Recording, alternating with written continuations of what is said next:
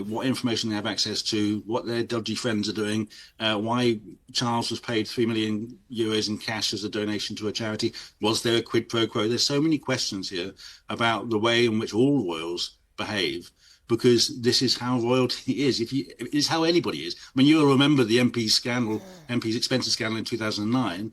When people have access to money and no scrutiny, guess what? Some people get it wrong and they start misbehaving. And there's been a culture of collusion and secrecy and deference and fawning around the royals for so long that they have gotten this idea quite accurately that they can act with impunity.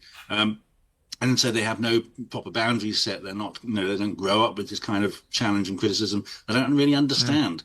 I think it's been said, Andrew doesn't understand that he's done anything wrong, and I can believe that because he's not being brought up in this world where he has those sorts of boundaries and expectations the rest of us have.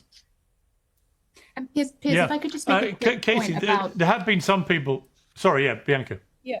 Just a really quick point, particularly for your American viewers, when it comes to justice, given what Nancy Mace said as well. We shouldn't forget that nobody is above the law in the UK apart from the king. He has sovereign immunity. He is the person in whose name justice is done. And from there, obviously, trickles certain expectations of judgment and behaviour. Not that this is something people in Britain think about day to day, but it is really significant that he can't be prosecuted.